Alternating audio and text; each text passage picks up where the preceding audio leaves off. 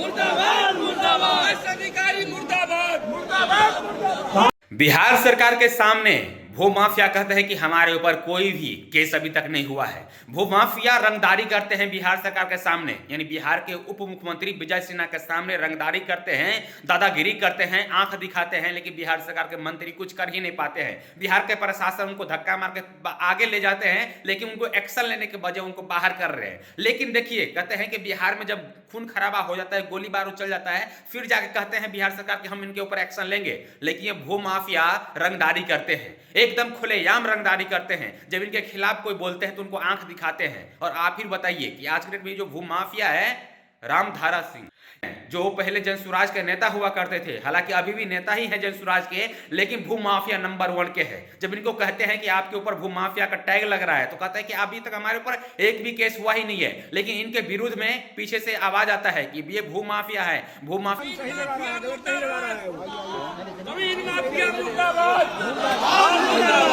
मुर्दाबाद, भूमाफिया मुर्दाबाद के नारे लगाते हैं, तो फिर ये व्यक्ति आंख दिखाने शुरू कर देता है। लेकिन अभी सब लोग ये कहते हैं कि भाई बिहार सरकार के सामने में ये माफिया जो है, भूमाफिया जो है, आंख दिखा रहे हैं आम जनता को, तो कौन हिम्मत करेगा इन माफिया के खिलाफ बोलने के लिए और शिकायत करने के लिए और केस करने के लिए। जब सरकार ही नहीं इन लोग कुछ कर रहे हैं, तो फिर ये लोग आम जनता का क्या वैल्यू देगा। और आम जनता की इतना ताकत है क्या कि ये भूमाफिया के खिलाफ कोई केस दर्ज कर दे या कोई कंप्लेंट कर दे। अगर कंप्लेंट करेगा तो ये लोग रातों रात उठवा लेगा। ये जो आप महल देखते हैं, ये माफियागिरी के पैसा से ही ये लोग महल बनवाते हैं। ये जो 10-10 गाड़ी 5-5 गाड़ी पीछे काफिला लेके चलते हैं, कहां से आता है? यही लोग माफियागिरी करके पैसा कमाते हैं और फिर वही पैसा से आप सबको डराते हैं, धमकाते हैं और कहते हैं कि मैं बहुत बड़ा बाहुबली हूं, हमसे टकराएगा तो फिर तुम्हारा खैर नहीं। और इसके लिए डर के मारे कोई भी उस इलाका का व्यक्ति इनके खिलाफ कंप्लेन नहीं करता है। लेकिन एक व्यक्ति ने अपना ताकत दिखाया, अपना जुनून दिखाया, अपना जलवा दिखाया, लेकिन फिर क्या, उनको भी आंख दिखा दिया बिहार सरकार के सामने में। हालांकि विजय सिन्हा जी ये कहते हैं कि आपके ऊपर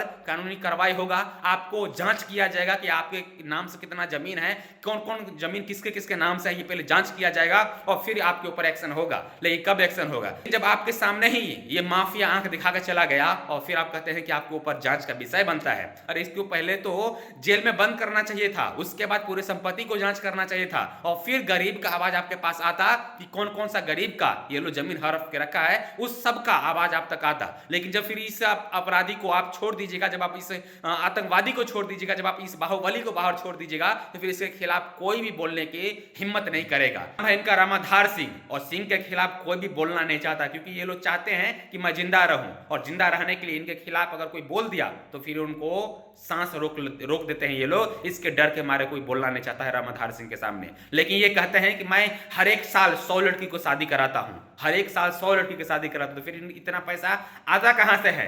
कहां से इतना पैसा आता है? यही गरीब का जमीन ये लोग बेच देते हैं और फिर उसी पैसे से कुछ दान भी कर देते हैं, ताकि हम लोग को ये कहते, ताकि ये लोग को ये कहे कि ये लोग दान पुण्य आदमी हैं। लेकिन जब रियल में पता चलता है कि भाई ये बहुत बड़ा अपराधी प्रवृत्ति के आदमी है और ये खूंखार व्यक्ति है, बाहुबली तो है ही है, साथ में जमीन माफिया भी है। खैर, आप लोग क्या सोचते हैं पापा रहते हो कमेंट बॉक्स में दीजिए कि बिहार सरकार के सामने में ही ये बाहुबली अपराधी लोग दादागिरी करते हैं, आंख दिखाते हैं, और बिहार सरकार कान में रुई लेके पलट जाते हैं कि हमको कुछ मालूम ही नहीं पड़ रहा है कि माफिया कौन है और रंगदार कौन है। मेरे ऊपर 107 नहीं है, मेरे ऊपर 107 नहीं है।